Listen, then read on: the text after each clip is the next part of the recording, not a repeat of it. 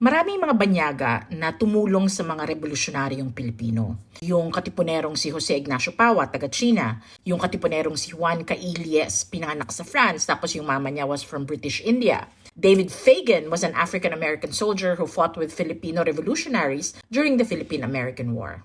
Meron pang isa. Meet Carlos Dreyfus. He was born Carl or Carol in 1876 in Baron, Alsace, France, to a Jewish family at the time their town was under German occupation. His birth certificate was in German. He moved to the Philippines to work for Estrella del Norte, a jewelry business run by fellow Frenchmen, the Levy brothers, Adolphe, Charles, and Raphael. Adolphe Levy, incidentally, was the great-grandfather of Susan Roses. Carl became Carlos when he built his life in Iloilo and Negros here in the Philippines. He was a businessman but also became very involved with the local community.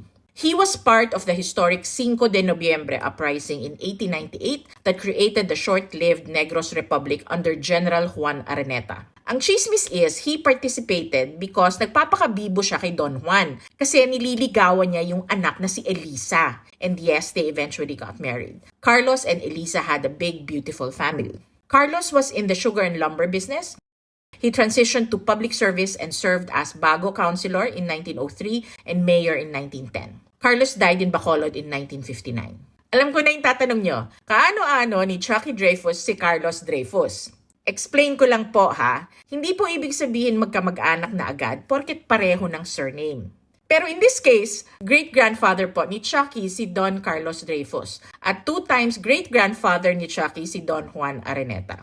Hindi lahat ng tumindig para sa kalayaan at kapayapaan ay may monumento. Sana mahanap nyo rin ang mga low-key heroes in your family. O diba? Meow meow.